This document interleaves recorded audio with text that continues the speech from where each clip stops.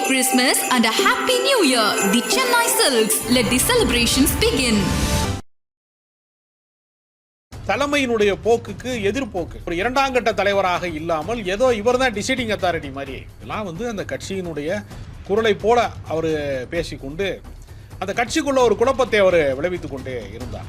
குறைந்த காலகட்டங்களுக்குள்ள தன் மீது வெளிச்சம் பாய்ச்சுவதற்கான ஒரு வேலை திட்டத்தையும் செஞ்சுட்டு திமுக கூட்டணியை உடைக்கிறதுக்கான வேலையும் செஞ்சுட்டே இருக்காரு.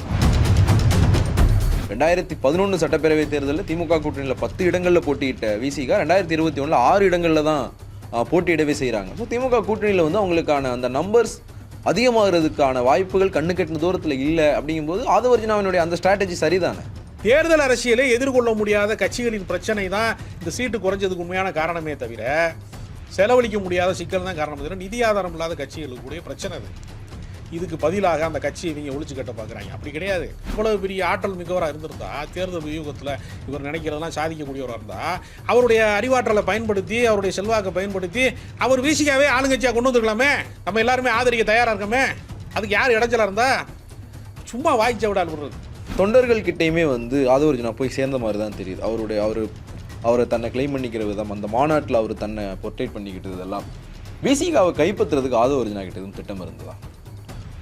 தொடர்ந்து இயங்கியிருந்தால் விசிகா தன் பக்கம் தான் இருக்கிறது என்கிற இடத்திற்கு அவர் வந்திருப்பார். இவரை இந்த கூட்டணியை உடைச்சிடலாம், திமுக கூட்டணியை விட்டு திருமாவளவனை பிரிச்சிடலாம் அப்படிங்கிற மாதிரியான ஒரு திட்டமிடலுக்குள்ள ஆதவர்ஜுனா போறதுக்கான காரணம் என்னவா இருக்குன்னு நினைக்கிறேன். திருமாவளவனுடைய அறிவாற்றலை ஆளுமையை ஏற்றுக்கொண்டு அவர் தலைமையில் ஒரு கூட்டணியை உருவாக்க வேண்டும் நீங்க பேசியிருந்தீங்கன்னா பரவாயில்ல. நீங்க தந்திரமா என்ன சொல்றீங்க? விஜய் அவர் ஒரு அரசியல் தலைவராக வரப்போறாரு. இப்போ எல்லா இடத்துலையும் தொண மாப்பிள்ளைக்கு தானே கூப்பிடுறிய. உங்களை முதன்மைப்படுத்துவதற்கான முதன்மை சக்தியாக மாறுவதற்கு யாருமே அழைக்கல. தமிழ்நாட்டு அரசியலை பொறுத்த வரையில் முழுக்க சங்கிகளால் ஊடுருவ முடியாத ஒரு இடமாக இது இருக்கிறது. அதை ஊடுருவதற்காக அவர்களால் அனுப்பப்பட்ட ஒரு ஆள் தான் ஆதவர்ஜுனா. தமிழ்நாட்டில் இன்னைக்கு இருக்கிற கட்சிகள் அடுத்து நாங்கள் ஆட்சிக்கு வர வாய்ப்பு இருக்குது அப்படிங்கிறத தைரியமாக பேசுறதுக்கான வாக்கு சதவீதத்தை வச்சிருக்கிற கட்சியும் அதிமுக தான். திமுக விட்டுட்டு அதிமுக மாதிரியான ஒரு கூட்டணிக்கு ஆதவர்ஜுனா முயற்சி பண்ணார் அப்படிங்கிற விஷயமும் சொல்லப்படுது. அது லாஜிக்கலி கரெக்டாக தானே இருக்கும். எப்படி கரெக்டாக இருக்கும்? செல்லூர் ராஜு சொன்னாரே ஆட்சியில் பங்கு அதிகாரத்தில் பங்குங்கிறது தமிழ்நாட்டில் சாத்தியமே இல்லைன்னு சொன்னாரே. ஏன் அவர் மேலே கோபம் வரல செல்லூர் ராஜு அப்படி சொன்னது மூலமாக? முன்னேண்டிய அரசியல் நேயர்களுக்கு வணக்கம். அரசியல் களம் நிகழ்ச்சிக்கு உங்களை வரவேற்பது ஜெயிலானி. இந்த நிகழ்ச்சியில் நம்மோடு பத்திரிகையாளர் ராஜகம்பீரம் அப்பா இணைந்திருக்கார். பேசுகிறேன் சார். வணக்கம். வணக்கம். ஒரு வழியாக ஆதவர்ஜுனாவுடைய அந்த எபிசோட் விசிகாவிலிருந்து முடிஞ்சிருச்சு. விசிகாவில் ஒரு தொடர்வாரா மாட்டாரா அப்படிங்கிற எல்லா கேள்விகளுக்குமான விடையை அவரே கொடுத்துட்டார். திரும்பவுமே ஆதவர்ஜுனாவை பெரிய அளவில் விட்டு கொடுக்கல. அவரால் கூட்டணிக்கு நெருக்கடி அப்படிங்கிற மாதிரியான பார்வைகள் வெளியிலிருந்து வைக்கப்பட்டாலும் அவர் பேசுனதில் தப்பு இல்லை அப்படிங்கிற மாதிரியான ஒரு டோனில் தான் திரும்ப மெயின்டைன் பண்ணிக்கிட்டு இருந்தார். அந்த இடைநீக்கத்துக்கு பிறகும் அவருக்கு சாதகமான ஒரு டோனில் தான் திரும்ப பேசவும் செஞ்சார். ஆனால் நேற்று ஒரே நாளில் எல்லாமே நடந்தது. அவருக்கு வேறு ஏதோ ஒரு இன்டென்ஷன் இருக்குது, வேறு ஏதோ ஒரு அஜெண்டா ஆதவர்ஜுனாவுக்கு இருக்குது அப்படிங்கிற ஒரு பேட்டியை திரும்ப கொடுத்தார். நேற்று சாயந்தரமே ஆதவர்ஜுனா அந்த காலை எடுத்துட்டார். நான் விசிகாலேருந்து விலகிறேன் அப்படின்னு. இது சம்மப்பா என்ன நடந்தது இந்த விஷயத்தில்? ஆதவர்ஜுனா திட்டமிட்டு தான் விசிகா பக்கம் சென்றிருக்கிறார் என்பதற்கான சந்தேகம் தொடக்க நிலையிலிருந்து பல பேருக்கு இருந்தது.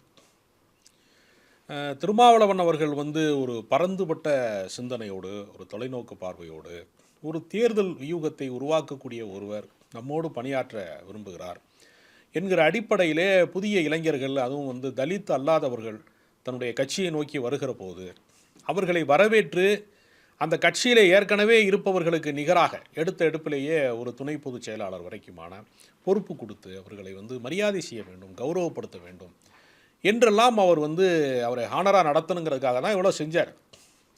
ஆனால் அந்த வாய்ப்பை பயன்படுத்தி கொண்டு அந்த கட்சியினுடைய கூட்டணி நலன்களுக்கு எதிராக அல்லது அந்த கட்சியினுடைய நடவடிக்கைகளுக்கே எதிராக தலைமையினுடைய போக்குக்கு எதிர்போக்கு ஏறத்தாழ அண்ணாமலை குறிப்பிட்டு சொன்னதை போல, எதிர் முகாமில் இருக்கக்கூடிய அண்ணாமலை குறிப்பிட்டு சொன்னதை போல விசிகாவுக்கு இவர் ஒரு தலைவரை போல தன்னை கருதி கொண்டு ஒரு இரண்டாம் கட்ட தலைவராக இல்லாமல் ஏதோ இவர் தான் டிசைடிங் அத்தாரிட்டி மாதிரி அந்த கட்சிக்குள்ளே நிறையா ஒடுக்கப்படுகிறார்கள், அதிகாரம் இல்லாமல் இருக்காங்க. நேற்று வந்தவங்கெல்லாம் நடிகர்கள்லாம் துணை முதலமைச்சர் ஆகலாமா, நாங்கள் ஆகக்கூடாதா? இதெல்லாம் அந்த கட்சியினுடைய குரலை போல அவர் பேசிக்கொண்டு அந்த கட்சிக்குள்ளே ஒரு குழப்பத்தை அவர் விளைவித்து கொண்டே இருந்தார். இது ஒரு சரியான அணுகுமுறை இல்லை என்பதற்காக ஏற்கனவே ஒரு முறை உயர்மட்ட குழுவை கூப்பிட்டு அவர் விசாரிப்பதற்காக அவர் மீது வந்து நடவடிக்கை எடுக்க வேண்டும் என்பது நிர்வாக ரீதியாக ஒரு முறை ஏற்பாடு செஞ்சாங்க.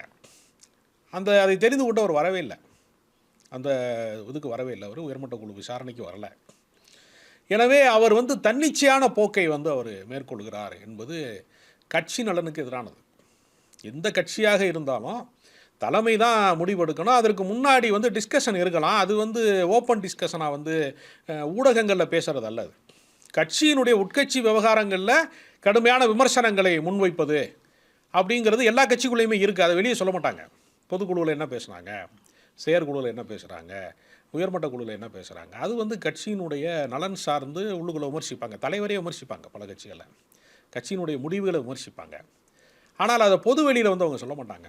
இவர் எல்லாத்தையுமே பொது வெளியில் தான் பேசிக்கிட்டு குறைந்த காலகட்டங்களுக்குள்ளே தன் மீது வெளிச்சம் பாய்ச்சுவதற்கான ஒரு வேலை திட்டத்தையும் செஞ்சுட்டு திமுக கூட்டணியை உடைக்கிறதுக்கான வேலையும் செஞ்சுக்கிட்டே இருக்கார். திருமாவளவன் அவர்கள் வந்து என்னச்சுன்னா, எடுத்தேன் கவிழ்த்தேன்னு சர்வாதிகாரமாக ஒரு முடிவெடுக்கக்கூடாது என்கிற ஒரு அரசியல் நாகரிகம் பண்பாடு காரணமாக அவர் இடைநீக்கம் செய்தார். அந்த இடைநீக்கத்தின் வழியாக அவர் அமைதி காத்திருந்து மீண்டும் கட்சியில் சேரணும், மீண்டும் பணியாற்றணுங்கிற திட்டம் இருந்திருந்தால் அமைதி காத்திருப்பார். அதை விட வீரியமாக அதிகமாக பேட்டி கொடுக்குறாரு. திருமாவளவனே வெளிப்படையாக சொல்கிறாரு, எனக்கு யாரும் அழுத்தம் தரவே இல்லை. அப்படி சொன்னாலும் இல்லை நீங்கள் சொல்லாதீங்க, அதை உங்களுக்கு அழுத்தம் இருக்குது, அது நீங்கள் சொல்லக்கூடாது, நான் சொல்கிறேன் அப்படின்னு சொல்லிக்கிட்டே இருக்கிறார். இது என்ன வகையான அணுகுமுறைன்னு ஒரு கேள்வி இருக்குது. வேறு கட்சிகள்லாம் இந்த மாதிரி வந்து செயல்பட்டால், நீங்கள் அதிமுக மாதிரி கட்சிகள்லாம் எப்படி அதிரடியாக ஒவ்வொரு நாளும் வந்து ஜெயலலிதா அவர்கள் வந்து கட்சி பொறுப்புலையும் முதலமைச்சராக இருந்த காலகட்டங்கள்லாம் நம்ம பார்த்துருக்கோம். ஃப்ளாஷ் நியூஸ் ஓடிக்கிட்டு இருக்கோம். ஒருத்தர் அமைச்சர்னு நாங்கள் கூட எங்கள் ஊரில் ஒரு விழா நடத்துகிற கூட்டு வந்தோம், ஒரு அமைச்சரை, ஒரு பொது விழாவுக்கு. அவர் அமைச்சர்னு நினச்சி தான் கூட்டு வந்தாங்க அந்த விழா நடத்துகிறவங்க. அவர் பேசிக்கிட்டு இருக்கும்போதே அவர் நீக்கப்பட்டார்னு வந்துருச்சு, அடிப்படை உறுப்பினர்லேருந்து நீக்கப்பட்டார் அப்படின்னு வந்துச்சு. இது தினசரி வந்து செய்தி தொலைக்காட்சியிலையும் நமது எம்ஜிஆர்லேயும் நம்ம பேர் இருக்கான்னு செக் பண்ணிட்டு தான் வந்து வேட்டியவே கட்டுவாங்க, கரை வேட்டியவே. அப்படிலாம் கட்சி நடத்தின நடைமுறைகள்லாம் இங்கே உண்டு. அதற்கு நேர் மாறாக ஒரு பண்பாட்டு ரீதியாக ஒரு அரசியல் நாகரிகத்தோடு கட்சியை வந்து கொண்டு செல்லக்கூடியவராக திருமாவளவன் இருக்கிறாரு. தலித் அல்லாதவர்களை வந்து நாங்கள் வந்து வெளியேற்றுவதில் ஒரு எடுத்தேன் கவிழ்த்தேன்கிற போக்கை நாங்கள் செய்ய மாட்டோம்னா சொன்னார். எதை பற்றியும் அவர் கவலைப்படலை. அவர் என்னன்னா, ஒரு வழி பண்ணணும் விசிகாவுங்கிறதுல உறுதியாக இருக்கார். தேரை இழுத்து தெருவில் விடுறது மாதிரி விசிகாவை இந்த கூட்டணியிலேருந்து வெளியேற்றணும். அப்போ அவருக்கு உள்நோக்கம் இருக்கிறது அப்படிங்கிறது எல்லாருமே சொன்னாங்க. கடைசியாக தான் திருமாவளவன் சொல்கிறாரு. அதை எல்லாருமே அந்த கட்சியினுடைய 2ஆம் கட்ட தலைவர்களாக இருந்த வன்னியரசு போன்றவர்கள் பல பேர் அதை சொல்லிட்டு தான் இருந்தாங்க. அதை மீறி வந்து தலைவரே, அந்த கட்சியினுடைய தலைவரே அதை சொல்ல வேண்டிய சூழலுக்கு அவர் கொண்டு வந்து சேர்த்துட்டாருன்னு கூட சொல்லலாம். நீங்கள் பேசும்போது சொன்னீங்க, விசிகாவினுடைய தலைமையினுடைய கருத்துக்கு மாறாக ஆதவ அர்ஜுனா வந்து பேசிக்கிட்டே இருந்தார் அப்படின்னு.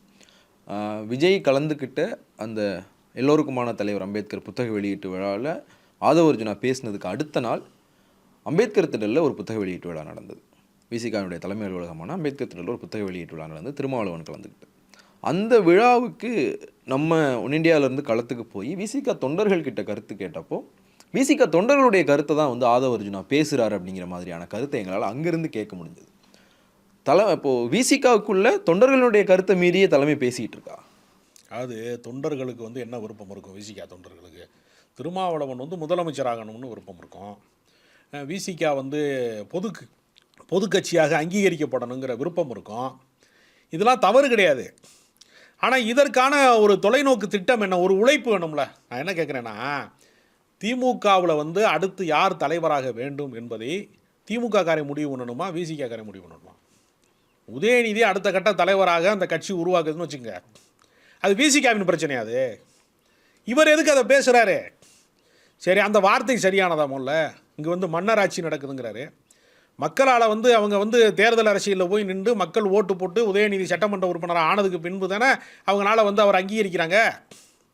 அப்போ மக்கள் மன்றத்தில் நின்று தான் அவங்க ஜெயிச்சு தான் வர முடியுதே தவிர, மக்கள் நினச்சா உதயநிதி வேணான்னு மக்கள் முடிவெடுத்தான்னா அவன் சட்டமன்ற உறுப்பினர் ஆகவே முடியாது அவர்.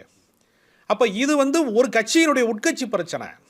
இப்போ வந்து விசிகாவில் வந்து அடுத்து தலைவராக யார் வரணும் அப்படின்னு வெளியில் இருக்கிற ஒருத்தர் பேசினானா ஒத்துக்குருவாங்களா? திமுகவை சார்ந்த ஒரு 2ஆம் கட்ட தலைவர் வந்து விசிகாவுக்கு அடுத்த தலைவராக வந்து இவர் தான் வரணும் அப்படின்னு ஒருத்தர் பேரை சொன்னால் விசிகாக்காரங்க ஒத்துக்குருவாங்களா? அதை இதே நடைமுறை தான் அங்கேயும். நீங்கள் உதயநிதி வரணுமா வேணாமாங்கிறது அந்த வேறொரு கட்சியினுடைய பிரச்சனை இல்லை.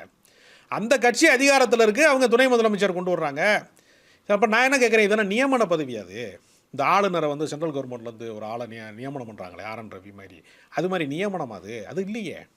விசிகா வந்து ஆட்சி அதிகாரத்துக்கு வரணும் அப்படின்னா அவங்க தங்களுடைய கட்சி கட்டமைப்பை இன்னும் வலிமைப்படுத்தணும், இன்னும் வந்து அதிகமான தொகுதிகளில் போட்டியிடணும், தங்கள் பலத்தை நிரூபித்து இவங்க இல்லைன்னா ஆட்சி அமைக்க முடியாது என்கிற நிலைமையை உருவாக்கினா தானங்க ஆட்சியில் பங்கு அதிகாரத்தில் பங்குங்கிறது நடைமுறை சாத்தியமாக. இல்லை, இப்போ நீங்கள் சொல்கிறது படி பார்த்தா ஆதவர்ஜுனாவினுடைய அந்த முயற்சி சரிதானே. இப்போ விசிகா அவங்களுடைய பலத்தை நிரூபிக்கணும், அதிகமான தொகுதிகளில் போட்டியிடணும் அப்படின்னா திமுக கூட்டணியில் அதுக்கான வாய்ப்பு இல்லை. திமுக கூட்டணியில் வந்து ஆல்ரெடி வந்து ஒரு 1/2 டஜனுக்கு மேலான கட்சிகள் வந்து இருக்கிறாங்க. 1 டஜன் நெருக்கமான கட்சிகள் கூட அங்கே இருப்பாங்க திமுக கூட்டணியை பொறுத்த வரைக்கும்.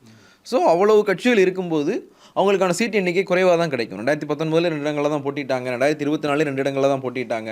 2011 சட்டப்பேரவை தேர்தலில் திமுக கூட்டணியில் 10 இடங்களில் போட்டியிட்ட விசிகா 2021 6 இடங்களில் தான் போட்டியிடவே செய்கிறாங்க. ஸோ திமுக கூட்டணியில் வந்து அவங்களுக்கான அந்த நம்பர்ஸ் அதிகமாகிறதுக்கான வாய்ப்புகள் கண்ணு கட்டின தூரத்தில் இல்லை. அப்படிங்கும்போது ஆதவர்ஜுனாவினுடைய அந்த ஸ்ட்ராட்டஜி சரிதானே?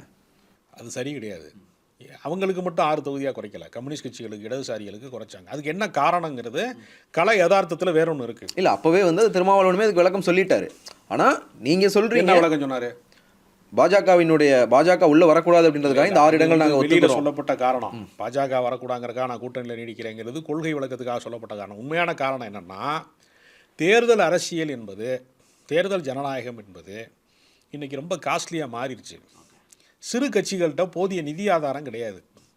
ஒரு வேட்பாளரை நிறுத்தினீங்கன்னா இது மாதிரியான கட்சிகள் இருக்குல்ல, ஒரு இடதுசாரி கட்சிகளோ, இப்போ சு வெங்கடேசனை வந்து மதுரையில் நிப்பாட்டுறாங்க நாடாளுமன்ற உறுப்பினருக்கு, அல்லது வந்து விழுப்புரத்தில் வந்து ரவிக்குமார் நிப்பாட்டுறாங்க, அல்லது ஏதோ ஒருத்தர் வந்து ஒரு இடதுசாரி கம்யூனிஸ்ட் கட்சி வேட்பாளர் ஒருத்தர் சட்டமன்றத்துக்கு நிப்பாட்டுறாங்கன்னா, இந்த மாதிரியான கட்சிகள் கம்யூனிஸ்ட் கட்சியோ விடுதலை சிறுத்தை மாதிரி கட்சிகளுக்கோ எல்லா ஊர்லேயும் கிளைகள் இருக்காது. நான் கலை யதார்த்தம் சொல்கிறேன், யாரையும் காயப்படுத்துகிறதோ உள்நோக்கத்தோட குறை சொல்கிறதுக்காக சொல்லலை. நீங்கள் பல கட்சிகளுடைய நிலைமை என்னென்னா, இப்போ ராமதாஸ் வந்து பாட்டாளி மக்கள் கட்சி இருக்குன்னு வச்சுங்க, திண்டிவனத்தில் வந்து சவுண்டாக இருக்கும், திருச்சியில் ஆள் இருக்க மாட்டான். அல்லது திருச்சியில் ஒரு 4 ஏரியாவில் கொடி பறந்துச்சுன்னா 40 ஏரியாவில் கொடியே இருக்காது.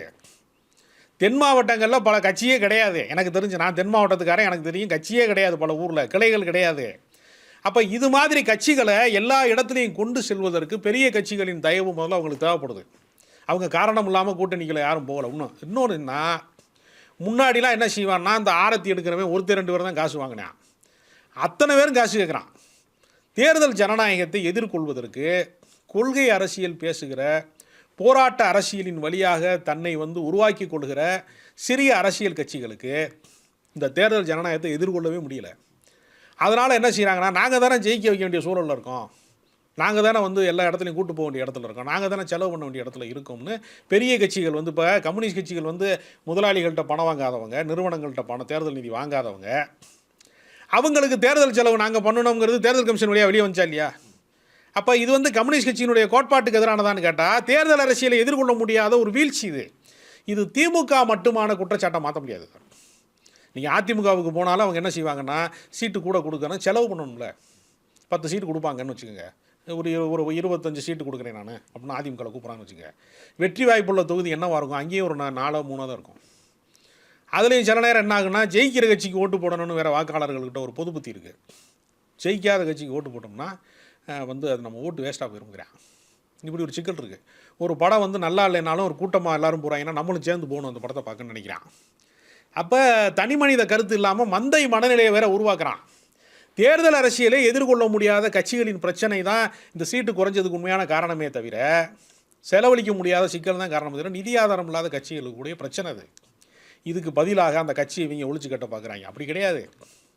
இதை விடவும் வந்து விசிகாவை விடவும் ஓரளவுக்கு சமூக வாக்கு வங்கி கொண்டிருக்கிற, அல்லது கொஞ்சம் செல்வாக்கு மிக்கதாக இடைநிலை சாதிகள்கிட்ட செல்வாக்கு செலுத்தக்கூடிய பாட்டாளி மக்கள் கட்சி போன்ற கட்சிகளோடையெல்லாம் திமுக வந்து விலக்கி வச்சுருக்காங்களா இல்லையா, தூரம் வச்சுருக்கிறாங்களா இல்லையா?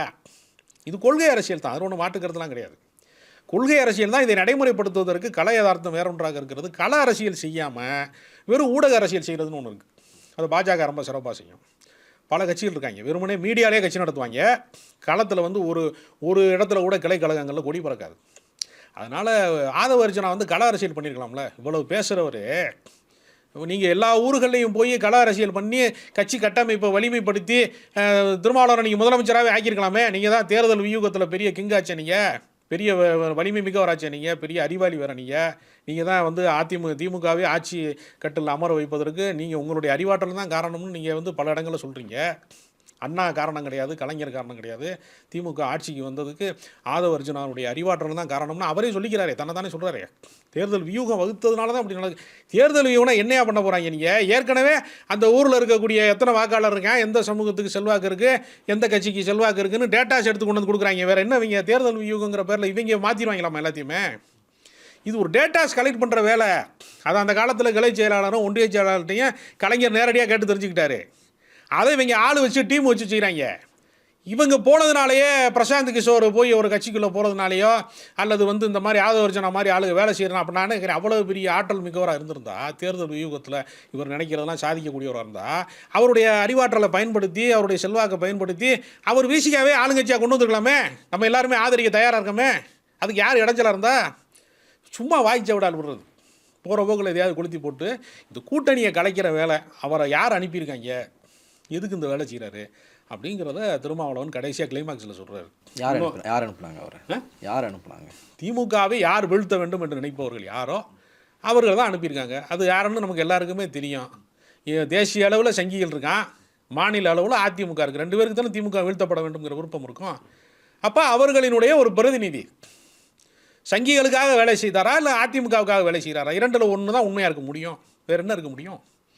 அதனால் சங்கிகளுடைய சார்பாக கூட அவர் வந்திருக்கலாம். ஏன்னா தேர்தல் நிதி கொடுப்பதில் மார்ட்டின் தான் அதிகமாக முதன்மை வைக்கிறாரு, அவங்களோட தான் ரொம்ப நெருக்கம் இருக்குது அவருக்கு. ஆனால் அவர் தான் சொல்கிறாரே, பெரும்பான்மை மதவாதம் வீழ்த்தப்பட்டு விட்டதுங்கிறாரே. மசூதிக்கு கீழே தோண்டிக்கிட்டு இருக்கான்.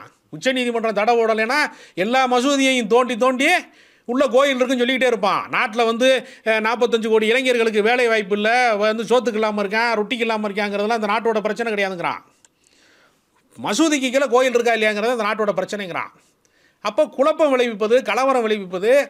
இந்த கட்சியை வந்து அவர் என்ன சொல்கிறாரு, பெரும்பான்மை வாதம்லாம் வீழ்த்தப்பட்டு விட்டது. காஞ்சி பெரியவா மாதிரி நல்ல சாமியார்கள்லாம் இருக்கிறாங்க அப்படின்னு நான் சொல்கிறாரு. இன்னொரு தொலைக்காட்சி, தனியார் தொலைக்காட்சியில் போய் நான் ஆன்மீகத்துக்கு அப்பாற்பட்டவங்கிறாரு. இது வேற வாய், அது நார வாயின்ற கதையாக இருக்குது. மாற்றி மாற்றி பேசுகிறாரு. காஞ்சி சங்கராச்சாரியார் வந்து மகா பெரியவா வந்து தெய்வத்தின் குரலில் என்ன சொல்லியிருக்கிறாரு, தீண்டாமை ரொம்பவும் சேமமானதுங்கிறாரு. தீண்டாமை நல்லதுங்கிறாருங்க. ஊர் வேற சேரி வேறையா இருக்குது. மனிதர்கள் உழைக்கும் மக்களை வந்து தீண்டத்தகாதவர்களாக நடத்துவது அப்படிங்கிறது கடவுளின் பேரால், வேதத்தின் பேரால், கடவுள் நம்பிக்கையின் பேரால் நல்ல விஷயங்க அது அப்படின்னு தெய்வத்தின் குரலில் சொல்கிறாரு. தீண்டாமையை சேமமானதுன்னு சொல்கிற மகா பெரியவா தான் நல்ல சாமியார்னு சொல்லக்கூடியவர். எப்படிங்க வந்து முதல்ல அது அம்பேத்கருக்கு எதிரானது இல்லையா? அது அம்பேத்கர் விழாவிலேயே பேசுகிறீங்க நீங்கள். அப்போ விகடன் மேடை கொடுத்தா என்ன வேணாலும் பேசுவீங்களா நீங்கள்? அப்போ ஒவ்வொரு மேடைக்கும் ஒரு டைலாக் வச்சுருக்கலாம் நீங்கள். அவரோட ஒரிஜினாலிட்டி என்ன, அவருடைய அசலான கேரக்டர் என்னன்னு ஒரு கேள்வி இருக்குல்ல. இப்போ நீங்கள் பேசும்போது சொன்னீங்க, ஆதவ அர்ஜுனா விசிகாவினுடைய டிசைடிங் அத்தாரிட்டியாக வந்து சுப்பீரியர் அத்தாரிட்டியாக தன்னை நினச்சிக்கிட்டார். திரும்ப ஒன்று பேசினா இவர் ஒரு கருத்து பேசுவார் அப்படின்னு. அந்த விஜயனுடைய விழாவில் voice of common Aadhav Arjuna நிறுவனம் தொடர்பாக அவங்க ப்ளே பண்ண காணொலியாக இருக்கட்டும், வாய்ஸ் ஆஃப் காமன் நிறுவனம் ஆதவ அர்ஜுனாவும் கிளைம் பண்ணிக்கிற விஷயங்களாக இருக்கட்டும், அவங்க அந்த கள்ளக்குறிச்சியில் நடந்த மது ஒழிப்பு மாநாடு வாய்ஸ் ஆஃப் காமனுடைய பிரச்சாரத்தின் ஒரு அங்கமாக நடந்தது அப்படின்றதான் வந்து அவங்க அந்த ஏவிலேயே வந்து சொல்கிறாங்க. வாய்ஸ் ஆஃப் காமன் வந்து கள்ளக்குறிச்சி கள்ளச்சாராய மரணத்துக்கு பிறகு போதைக்கு எதிரான ஒரு பிரச்சாரத்தை முன்னெடுக்கணும்னு நினச்சோம், அதுக்கு பிறகு விசிகாவினுடைய மாநாடு நடந்தது அப்படிங்கிறது. அது வந்து விசிகாவினுடைய மாநாடுன்றதை தாண்டி வாய்ஸ் ஆஃப் காமனுடைய பிரச்சாரத்தினுடைய ஒரு அங்கம் அப்படின்றத வந்து அவங்க கிளைம் பண்ணுறாங்க. தொண்டர்கள்கிட்டையுமே வந்து ஆதவ அர்ஜுனா போய் சேர்ந்த மாதிரி தான் தெரியுது. அவரை தன்னை கிளைம் பண்ணிக்கிற விதம், அந்த மாநாட்டில் அவர் தன்னை பொர்ட்ரேட் பண்ணிக்கிட்டது இதெல்லாம் விசிகாவை கைப்பற்றுறதுக்கு ஆதவ அர்ஜுனா கிட்ட எதுவும் திட்டம் இருந்ததா? தொடர்ந்து இயங்கியிருந்தால் விசிகா தன் பக்கம் தான் இருக்கிறது என்கிற இடத்திற்கு அவர் வந்திருப்பார். ஆனால் கட்சிக்காரர்கள் வந்திருப்பார்கள்னு நான் நம்பலை. ஏன்னா விசிகாவினுடைய தொடக்க கால வரலாற்றை நான் அறிவேன்.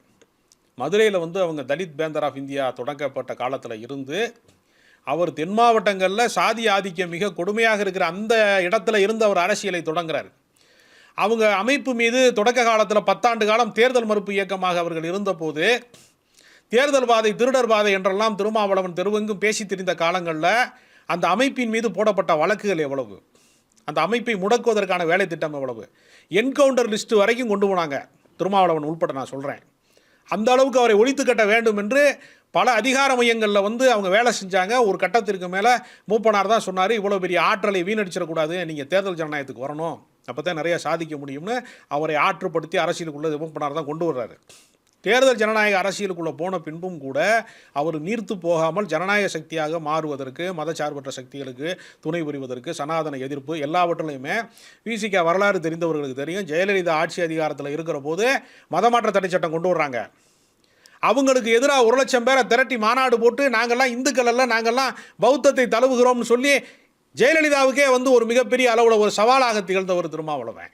திருமாவளவன் எவ்வளவோ பெரிய மாநாடுகளை ஈழத்தமிழர் பிரச்சனைலாம் அவர் எந்த அளவிற்கு வந்து அன்றைய திமுகவை அவர் எதிர்த்திருப்பார், காங்கிரஸ் எதிர்த்திருக்கிறாரு, எல்லாரையும் கடுமையாக விமர்சனம் செய்தவர் தான். அவருக்கு ஒன்றும் திமுக எதிர்ப்பையெல்லாம் ஆதவர்ஜனாவும் சொல்லிக் கொடுக்க வேண்டிய அவசியம் கிடையாது. அவர் திமுகவை எதிர்த்த மேடைகளை நான் கேட்டிருக்கேன். அவர் அதிமுகவுக்கு எதிராக பேசின பல மேடைகளை நம்ம பார்த்துருக்கோம். அவங்க வந்து முழுக்க அது போராட்ட கட்சி. பல பேர் ரத்தம் சிந்தி, பல பேர் வந்து ஆணவ படுகொலைக்கு ஆளாகி அந்த கட்சி உருவானது முழுக்க ரத்த சரித்திரம் மாதிரி அந்த கட்சி உருவானது. அதை வந்து நீங்கள் மேலோட்டமாக வந்து நீங்கள் வந்து தேர்தல் வியூகம் வகுக்கிறோங்கிற பேரில் உள்ளே புகுந்து அதை கைப்பற்ற வேண்டும்ங்கிறது சாத்தியமே கிடையாது. திருமாவளவனுடைய அந்த ஆளுமை தான் அந்த கட்சியை வழிநடத்துகிறதே தவிர, அந்த கட்சியில் ஆளுமை மிக்க 2ஆம் கட்ட தலைவர்கள் எவ்வளோ பேர் இருக்காங்க. சிந்தனை செல்வன், வன்னியரசு, ஒரு பெரிய கௌதம சன்னா போன்றவர்கள்லாம் அறிவார்ந்த தலைமைகள்லாம் 2ஆம் கட்ட தலைவர்களாக பல பேர் இருக்கிறாங்க. அதனால் இவரெல்லாம் கைப்பற்றிடுவாருங்கிறதுலாம் வந்து ஒரு கனவு நிலைப்பாடு தான். இல்லை, அவர் கைப்பற்ற நினைச்சாரான்னு நான் கேட்டேன். ஒருவேளை அவருக்கு அந்த திட்டம் இருந்திருக்கலாம், ஆனால் அதெல்லாம் சாத்தியம் இல்லைங்கிறது தான் இங்கே இருக்கக்கூடிய நிலவரம். ஏன்னா ஒரு ஏறத்தாழ அவருக்கு வந்து ஒரு 40 ஆண்டு கால அரசியல் உழைப்பு இருக்குது. அவர் சட்டக்கல்லூரி மாணவராக இருக்கிற காலத்தில் இருந்து அவர் ஈழ அரசியலில் வந்து அவர் தொடங்கி அவருக்கு மிக நீண்ட பயணம் இருக்கிறது. அதனால் அவருடைய அரசியலைலாம் யாரும் கைப்பற்ற முடியாது. போராட்ட அரசியல்வாதி திருமாவளவன் வெறும் தேர்தல் ஜனநாயகத்திற்கானவர் மட்டும் அல்ல அப்படிங்கிறது தான் உண்மை. திமுக கூட்டணி உடைக்கிறதுக்கான முயற்சிகள் கடந்த காலத்திலையும் நடந்திருக்கு. திமுக கூட்டணி 2017 2017-18 ஒரு போராட்டங்களுக்காக தோழமை இயக்கங்களாக இவங்க இணைஞ்சு பயணிக்க தொடங்கின காலம் தொட்டு இந்த கூட்டணி உடைக்கிறதுக்கான முயற்சிகள் தொடர்ச்சியாக செய்யப்பட்டுக்கிட்டே வந்திருக்கு. ஒரு குறிப்பிட்ட கால இடைவெளியில் அது நடந்துக்கிட்டே தான் இருக்குது. அது எல்லாமே வந்து விசிகாவை மையப்படுத்தி தான் அந்த முயற்சி தொடங்கப்படவே செஞ்சது. விசிகாவை இங்கேருந்து எடுத்துட்டா இந்த கூட்டணி வந்து உடைகிறதுக்கான வாய்ப்பு இருக்குது. திருமாவளவனே அதை பல இடங்களில் பதிவும் பண்ணியிருக்கார். திமுக கூட்டணியினுடைய சென்டர் ஃபோக்கஸாக நான் இருக்கேன், என்னை இந்த இடத்துல இருந்து எடுத்துட்டா, இந்த கிளச்சிலேருந்து என்னை கழட்டிட்டா இந்த கூட்டணி வந்து உடச்சிடலாம் அப்படிங்கிறதுக்கான திட்டம் தொடர்ச்சியாக இருக்குது. 2021 சட்டப்பேரவை தேர்தல் நெருக்கத்தில் 2020 கடைசியில் வந்து மனு தர்மம் பற்றி திருமாவளவன் எப்போவோ பேசின பேச்சு வந்து திருப்பி சர்ச்சையாக்கப்பட்டப்போ அவர் வந்து இந்த விஷயத்த சொல்கிறார். இது திமுக கூட்டணிக்கு எதிரான ஒரு விஷயம், இதனால் கூட்டணிக்கு பிரச்சனை வரும்னா நான் தேர்தலில் இருந்து ஒதுங்கிட்டு கூட்டணி ஆதரித்தாலும் ஆதரிப்பேனே ஒழிய என் கொள்கையை நான் விட்டு கொடுக்க மாட்டேன், கூட்டணியை விட்டு போக மாட்டேன் அப்படிங்கிற வந்து ஒரு ஸ்ட்ராங்கான காலை வந்து எடுக்கிறார். 2021 விசிக்கு 6 சீட்டு வாங்கினதுக்கு வந்து இப்போ நீங்கள் சொல்கிற மாதிரியான காரணங்கள் இருந்தாலும் கட்சிக்குள்ள அது கடுமையான எதிர்ப்பு இருந்தது. எனக்கு இன்னும் வந்து அந்த அந்த அந்த அந்த ஃப்ரேம் ஞாபகம் இருக்குது. அறிவாலயத்துக்கு வந்து திருமாவளவன் கிளம்புறாரு, அசோக் நகர்லேருந்து அம்பேத்கர் திடலேருந்து அண்ணா அறிவாலயத்துக்கு அவர் கிளம்புறாரு. 6 சீட் அப்படிங்கிற தகவல் வந்து கட்சியினருக்கு சொல்லப்பட்டுச்சு. 6 சீட்டை ஏற்றுக்கக்கூடாது, அங்கே போகாதீங்க அப்படின்னு திருமாவளவனுடைய காரை விசிகா தொண்டர்கள் மறித்து அந்த விஷயம் எனக்கு இன்னும் ஞாபகம் இருக்குது. அவரை கெரோ பண்ணுற அளவுக்கான விஷயங்கள் வந்து நடந்துச்சு. அதையும் மீறி போய் 6 சீட்டு வாங்கிட்டு தமிழ்நாட்டினுடைய நலனுக்காக இந்த கூட்டணி தொடரணும், இந்த கூட்டணி வெற்றி பெறணும் அப்படிங்கிறதுக்காக குறைவாக இருந்தாலும் இந்த சீட்டை நான் வாங்குறேன் அப்படின்னு சொல்லிட்டு அறிவாலய வாசல்லே வச்சு திருமாவளவன் பேட்டி கொடுக்குறார். இவ்வளவு ஸ்ட்ராங்காக இந்த கூட்டணியில் திருமாவளவன் இருக்கும்போது இவரை இந்த கூட்டணியை உடைச்சிடலாம், திமுக கூட்டணியை விட்டு திருமாவளவனை பிரிச்சிடலாம் அப்படிங்கிற மாதிரியான ஒரு திட்டமிடலுக்குள்ள ஆதவ அர்ஜுனா போகிறதுக்கான காரணம் என்னவா இருக்குன்னு நினைக்கிறீங்க? ஏன்னா இது வந்து ஒரு பெரிய டாஸ்க். இந்திய அளவிலே பாஜக ஊடுருவாத மாநிலமாக தமிழ்நாடு இருக்கிறது. கேரளாவிலே கூட ஒரு சீட்டு ஜெயிச்சு அவர்களுடைய தொடக்கத்தை வந்து உருவாக்கிட்டாங்க. தமிழ்நாட்டுக்குள்ளே அது சாத்தியப்படாமல் இருப்பதற்கு திராவிட இயக்கத்திலே வலிமையான அந்த கருத்துக்களை பேசுகிற இந்த திமுக மிக முக்கியமான காரணமாக இருக்கிறது. இதை உடைக்க வேண்டும் என்பதுதான் அவர்களுடைய நோக்கமாக இருக்கு. நான் என்ன கேட்குறேன், அம்பேத்கர் எல்லாருக்குமான தலைவர் அம்பேத்கர் விழாவில் திருமாவளவனை முதலமைச்சராக்குவதற்கு விஜய் முன்வர வேண்டும்னு ஏன் ஆதவர்ஜனா பேசலை? நான் கேட்குறேன். உண்மையிலே நீங்கள் விசிகாவை வந்து உயர்த்துவதுதான் உங்களுடைய உண்மையான நோக்கமாக இருந்திருந்தால் தொடக்க நிலையில் இருக்கக்கூடிய அரசியல்வாதியாக இருக்கக்கூடிய விஜய் திருமாவளவனுடைய அறிவாற்றலை ஆளுமையை ஏற்றுக்கொண்டு அவர் தலைமையில் ஒரு கூட்டணியை உருவாக்க வேண்டும்னு நீங்கள் பேசியிருந்தீங்கன்னா பரவாயில்ல. நீங்கள் தந்திரமாக என்ன சொல்கிறீங்க, விஜய் வந்து அவர் ஒரு அரசியல் தலைவராக வரப்போகிறாரு, இப்போ எல்லா இடத்துலையும் தொண மாப்பிள்ளைக்கு தானே கூப்பிட்றிய, உங்களை முதன்மைப்படுத்துவதற்கான முதன்மை சக்தியாக மாறுவதற்கு யாருமே அழைக்கல. அப்போ உண்மையிலேயே முதலமைச்சராக இருக்கிற மு க ஸ்டாலினை விட்டுட்டு முதலமைச்சராக கனவு காணக்கூடிய ஒருவர்கிட்ட வந்து போன மாதம் கட்சி ஆரம்பித்த ஒருத்தர்கிட்ட வந்து விசிகா வரணும்னு சொல்கிறது என்ன வகையான வியூகம்னு நான் கேட்குறேன். இது அர்த்தமற்ற பேச்சா இல்லையா? அது தமிழ்நாட்டு அரசியலை பொறுத்த வரையில் முழுக்க சங்கிகளால் ஊடுருவ முடியாத ஒரு இடமாக இது இருக்கிறது. அதை ஊடுருவதற்காக அவர்களால் அனுப்பப்பட்ட ஒரு ஆள் தான் ஆதவர்ஜனா. அந்த வேலை திட்டம் பலிக்கவில்லை, அதுதான் உண்மை. மற்றபடி ஆதவர்ஜனாவெல்லாம் விசிகாவுக்கு எந்த உண்மையான உழைப்பையும் அவர் செலுத்தவும் இல்லை.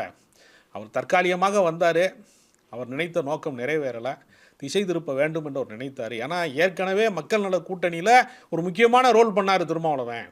அடுக்கி வச்சிருக்கிற செங்கல்ல ஒரு நடுச்செங்கலை உருவிட்டோம்னா எல்லா செங்கலும் விழுந்துருங்கிற ஒரு கணக்கு தான். இவரை உருவிட்டோம்னா இந்த கூட்டணியை கலகலக்க வச்சிடலாம், இவர் போராட்ட அரசியல்வாதியாக இருக்கிறாரு, இப்போ இவரை நம்பி இடதுசாரிகள் வருவாங்க, அப்படித்தானே மக்கள் நல கூட்டணியில் விஜயகாந்த் முதலமைச்சர் வேட்பாளர்னு சொன்னாங்க. அது யாருக்கு பலனளித்தது? ஜெயலலிதாவுக்கு தானே பலனளித்தது. அப்போ ஜெயலலிதா மறைந்த பின்பு எடப்பாடிக்கு பலனளித்தது. அது பாஜக கொள்ளைப்புறமாக ஆட்சி செய்வதற்கு பயன்பட்டது. அப்போ மக்கள் நல கூட்டணி செய்த வரலாற்று பிள்ளை தான் எடப்பாடி பழனிசாமி முதலமைச்சரானதில் இருந்து முழுக்க முழுக்க தமிழ்நாட்டினுடைய கொள்ளைப்புற ஆட்சியை பாஜக செய்து இன்றைக்கி நாங்கள் பர்சன்டேஜ் கூட வாங்கிட்டோம், எங்கள் கூட்டணியில் வாக்கு சதவீதம் உயர்ந்து விட்டது என்று சொல்வதற்கே மக்கள் நல கூட்டணியினுடைய அந்த பிழை தான் காரணமாக இருக்குது. இன்னொரு வரலாற்று பிழையை செய்வதற்கு திருமாவளவனுக்கு அழைப்பு விடுறாங்க. அவர் கலை யதார்த்தமும் தெரியும், அவருக்கு போராட்ட அரசியலும் தெரியும், அவரை வேறு யாரும் கையாள முடியாது. இல்லை, அதிமுக கூட்டணிக்கான முயற்சிகள்லையும் ஆதவர்ஜனா ஈடுபட்டார் அப்படிங்கிற விஷயம் வருது. இப்போ நீங்கள் விஜயை சொன்னீங்கன்னா அதில் ஒரு லாஜிக் இருக்குது. விஜய் ரொம்ப சமீபத்தில் கட்சி ஆரம்பித்தவர். அவருடைய வாக்கு சதவீதம், அவருடைய பலம் பலவீனம் என்ன அப்படின்றது மக்கள்கிட்ட அவருக்கு எவ்வளவு செல்வாக்கு இருக்குது, அரசியல் ரீதியான செல்வாக்கு எவ்வளவு இருக்குது அப்படிங்கிறது யாருக்கும் தெரியாது. இன்னும் அது மறைக்கப்பட்ட கைக்குள்ளே இருக்கிற ஒரு விஷயந்தான். அந்த கை விரித்து பார்க்கறதுக்கான சூழல் 2026 தேர்தலில் தான் அமையும். ஆனால் இன்றைக்கும் திமுகவுக்கு அடுத்து அதிகமான வாக்குகள் இருக்கிற கட்சி, வாக்கு சதவீதம் இருக்கிற கட்சி, சமீபத்திய தேர்தலில் திமுகவுக்கு அடுத்து அதிக வாக்குகள் வாங்கின கட்சி அதிமுக தான். பிரதான எதிர்கட்சி அதிமுக தான். தமிழ்நாட்டில் இன்றைக்கி இருக்கிற கட்சிகளில் அடுத்து நாங்கள் ஆட்சிக்கு வர வாய்ப்பு இருக்குது அப்படிங்கிறத தைரியமாக பேசுகிறதுக்கான வாக்கு சதவீதத்தை வச்சிருக்கிற கட்சியும் அதிமுக தான். திமுக விட்டுட்டு அதிமுக மாதிரியான ஒரு கூட்டணிக்கு ஆதவர்ஜுனா முயற்சி பண்ணார் அப்படிங்கிற விஷயமும் சொல்லப்படுது. அது லாஜிக்கலி கரெக்டாக தானே இருக்கும். எப்படி கரெக்டாக இருக்கும்? செல்லூர் ராஜு சொன்னார் ஆட்சியில் பங்கு அதிகாரத்தில் பங்குங்கிறது தமிழ்நாட்டில் சாத்தியமே இல்லைன்னு சொன்னார். ஏன் அவர் மேலே கோபம் வரல? செல்லூர் ராஜு அப்படி சொன்னது மூலமாக அதிமுகவினுடைய அந்த நிலைப்பாட்டின் மீது ஏன் ஆதவர்ஜனா கோபம் வரல? அதிமுக இதை ஏற்க தயாராக இல்லை. கூட்டணியை ஆட்சியில் பங்கு அதிகாரத்தில் பங்கு ஏற்றுக்கொண்டால்தான் நாங்கள் அந்த கூட்டணிக்கு வருவோம்னு ஏன் நீங்கள் அதிமுக குறித்து பேசவே இல்லை? ஏன் விமர்சனம் வைக்கவே இல்லை? ஏன் எந்த விதமான மாற்று கருத்தையும் நீங்கள் முன்வைக்கவே இல்லைன்னு ஒரு கேள்வி இருக்குல்ல. அப்போ திமுக என்ன சொல்லுகிறதோ அதே தான் அதிமுக சொல்லுது. அப்போ அதிமுகவும் இதை ஏற்றுக்கொள்ளுகிற நிலைப்பாட்டில் இல்லை. அது ஏற்கனவே கடந்த காலங்களில் அதிமுக முக்குளத்தோர் கட்சின்னு ஒரு முத்திரை இருந்தது தென் மாவட்டங்களில். இது அப்போ கவுண்டர் கட்சியாக இந்த பக்கம் திசை மாறி இருக்கு. அப்போ முழுக்க முழுக்க இடைநிலை ஆதிக்க சாதிகளுக்கான ஒரு அரசியல் கட்சியாக அதிமுக இருக்கிற போது அங்கு பட்டியலின மக்கள் பாதிக்கப்படுகிற மக்களுக்கான, ஒடுக்கப்பட்ட மக்களுக்கான, சிறுபான்மை மக்களுக்கான ஒரு அரசியல் செய்து கொண்டிருக்கிற திருமாவளவனுக்கு கொள்கை ரீதியாக அங்கே என்ன வேலை? எடப்பாடி பழனிசாமி இவருடைய கோட்பாட்டை ஏற்றுக்கொள்வாரா? சனாதன எதிர்ப்பை உதயநிதி பேசுகிறாரு, அது மாதிரி பேசுவார் அவர். ஏன் ராமர் கோயிலுக்கு போகலைன்னா எனக்கு கால் வலிக்குன்னு தானே சொன்னார். கருத்தியல் ரீதியாக ஏதாவது சொன்னாரா? நான் இதை ஏற்க மாட்டேன்னு எங்கேயா சொல்லியிருக்காரா? அப்போ கருத்தியலும் கிடையாது, எதுவுமே கிடையாது. ஆட்சி அதிகாரத்தை கைப்பற்றணுங்கிறத தவிர அதிமுகவை பொறுத்தவரையில் அவர்களுக்கு எந்த கோட்பாட்டு அரசியலையும் அவங்க முன்வைக்கலை. சித்தாந்த ரீதியான அரசியலுக்கும் அதுக்கும் சம்பந்தமே இல்லை. அதனால் திருமாவளவன் அங்கு போவது என்பது அவர் இவ்வளவு நாள் பேசின கருத்துக்கு நேர்முரணானதாக மாறிவிடுங்கிறதுனால தான் அவர் கூட்டணியில் நீடிக்கிறார். அது ஒரு இந்தியா கூட்டணியில் தேசிய அளவில் மதிக்கத்தக்க ஒரு இடத்துலையும் அவர் இருக்கிறார். அதனால் அவர் அணிமாற வேண்டிய அவசியம் இல்லைன்னு நினைக்கிறாரே தவிர அவரை தேவையற்ற குழப்பத்துக்கு ஆளாக்குவதற்கு ஒரு மூன்றாவது சக்தியாக அவர் யாரும் முளைக்கக்கூடாது, தேவையில்லாமல் யாரும் குழப்பம் விளைவிக்கக்கூடாதுன்னு தெளிவான தீர்க்கமான முடிவை திருமாவளவன் எடுத்திருக்கார். ஆதவர்ஜுனா விசிகாவிலிருந்து விலகிறதா அறிவிச்சிட்டார். அவருடைய அரசியல் பயணம் என்னவாக இருக்கும்னு நினைக்கிறேன்? ஏன்னா நீங்களே சொல்கிற மாதிரி ஒரு திட்டத்தோட விசிகாவுக்குள்ளே அவர் வந்தார், அந்த திட்டம் நிறைவேறலை அப்படிங்கிறதுனால இப்போ வெளியே போகிறார் அப்படின்னா அந்த திட்டத்தினுடைய நீட்சியாக தானே அவருடைய அரசியல் பயணம், அடுத்த கட்ட பயணம் இருக்க வாய்ப்பு இருக்குது. அந்த பயணம் என்னவா இருக்கும்னு நீங்கள் நினைக்கிறீங்க? தமிழ்நாட்டு அரசியலை பொறுத்தவரையில் அவருக்கு திமுகவே ஒழித்து கட்டுகிற அரசியலை முழுமையாக செய்வது அப்படின்னு பார்த்தீங்கன்னா நேர் எதிர் நிலைப்பாட்டில் அதிமுக இருக்கிறது. இப்போ விஜய் வந்திருக்கிறார். இந்த இரண்டு பேரில் ஒருவர் தான் அவரை ஏற்றுக்கொள்ளணுங்கிற நிலைமை அவர் இருக்கார். இவருக்கென்று தனியாக செல்வாக்கு கிடையாது.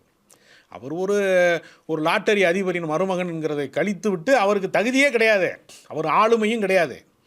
அவர் என்ன செய்யலாம் அடுத்து அப்படின்னா இன்னொரு தேர்தல் வியூகம் வகுக்க போகிறேன்னு சொல்லிக்கிட்டு ஏதாவது ஒரு பெரிய அரசியல் கட்சிகளுக்குள்ளே போகலாம். ஆனால் திருமாவளவனுக்கு அவர் நடந்துக்கிட்ட விதத்தையெல்லாம் பார்க்குற போது பெரிய அரசியல் கட்சியெல்லாம் அவரை ஏற்றுக்கொள்ளுமா என்கிற சந்தேகம் இருக்கிறது. அதனால் அவர் மறைமுகமான அரசியலை தான் செய்வாரே தவிர நேரடி கள அரசியலுக்கு அவரை ஏற்பதற்கு விஜயை பயப்படுவார். கிட்ட ஆட்டையை கலைச்சிடுவாங்களோ. ஏன்னா திருமாவளவனே திணறடிக்கக்கூடிய ஒரு இடத்துக்கு சூழ்ச்சி அரசியலுக்குள்ளே அவரையே சிக்க வைக்க பார்த்த ஒரு மனிதர் இவங்கெல்லாம் அரசியலில் தொடக்க நிலையில் இருக்கிறாங்க. அதனால் விஜய் போன்றவர்கள் வந்து நிச்சயமாக வந்து ஆதவ அர்ஜுனாவை வந்து ஏற்க மாட்டாங்க. அதை சூசகமாக கூட இவர் சொல்கிறார், விஷயானந்த் சொல்கிறாரு, நாங்கள் கட்சியில் ஏற்கனவே நீண்ட நாள் இருக்கிறவங்களுக்கு தான் முதன்மை பொறுப்பு கொடுப்போம் அப்படின்னு சூசகமாக சொல்கிறாரு. அதனால் அங்கு பெரிய அளவில் வரவேற்பு இருக்கும்னு சொல்ல முடியாது. அதிமுகவுக்கு அவருக்கு இவர் மாதிரி ஒரு ஆள் இருந்தால் நல்லது அப்படின்னு அவங்க நினைக்கலாம். அதனால் அவருடைய பயணம் அதிமுகவை நோக்கி தான் இருக்கும். பார்க்கலாம் சார், அவர் என்ன முடிவு எடுக்கான்னு பொறுத்தது பார்ப்போம். உங்களுடைய நினைவு கருத்து பிறகு மிக்க நன்றி. மற்றும் ஒரு நிகழ்ச்சி சந்திக்கலாம். நன்றி, வணக்கம். Merry Christmas and a Happy New Year. The Chennai Silks. Let the celebrations begin.